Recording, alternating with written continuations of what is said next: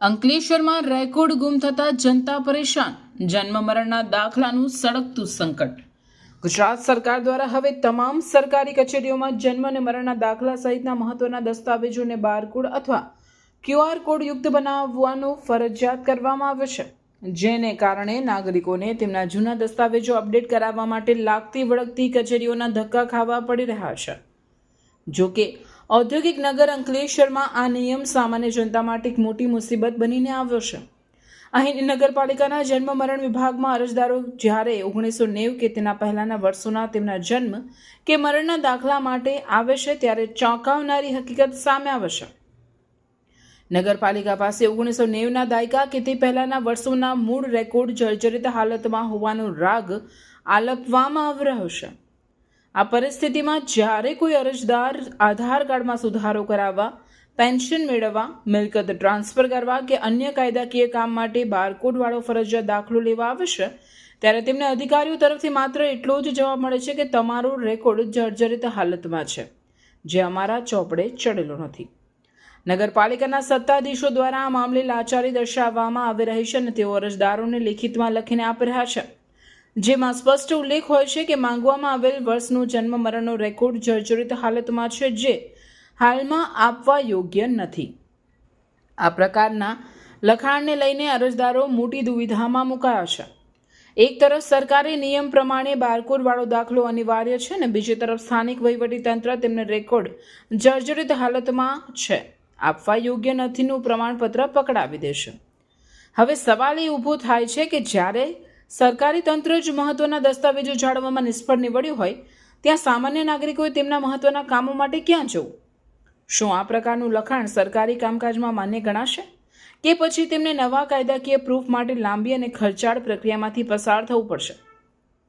આ ગંભીર બેદરકારી માત્ર વહીવટી તંત્રની નિષ્ફળતા નથી, પરંતુ અંકલેશ્વરના લાખો નાગરિકોના કાયદાકીય અધિકારો પરનો સવાલ છે।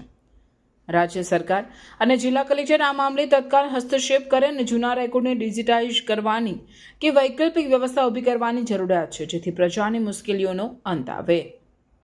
4 દિવસથી જાય કેટલા દિવસથી આવો છો? 4 દિવસ 3 દિવસ 25 ટોકન આપે છે અને પબ્લિક 25 ટોકન હવાની હાલ આવીને બેસી ગઈ છે। આખો તાલુકાનું અહીંયા લોકો પબ્લિક આવે છે। આંચોટ, દિગર, દીવા, કરોડ, બાજી થઈને માણસ કોઈ આવતો નથી। અહીંયા એક જ પીસી ચાલે છે ખાલી કામ માટે છે એને ટોકન વધારો 25 ટોકન ને બીજા માણસો વધારો કામ 50-60 ટોકન રાખો, મિનિમમ 50-60 ત્યાંથી ગામ લોકો આવે છે। આખા ગામની પબ્લિક આવે છે તાલુકાની અહીંયા।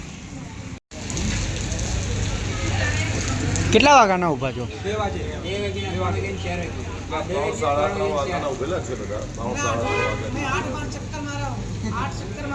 રોજ પાછું જવું પડે, 25 જ કૂપન આપે, રોજને 25 આપે, 25 આપે, બીજા બધા પાછા જાઓ।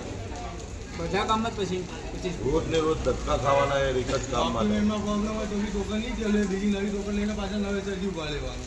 કેટલા દિવસથી ધક્કા ખાવ છો? આજે 4 દિવસ થઈ ગયા।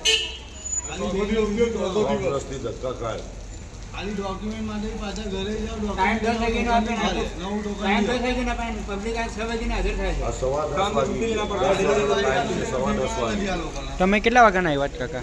હું 3:30 વાગ્યાનો આવ્યો, 3 થી 3:30 વાગે રાતના? રાતના। નમના કેટલા વાગી ગયા છો? આટલે મારી રિક્ષા આવીને ઉભેલી છે, જોઈ લેજો।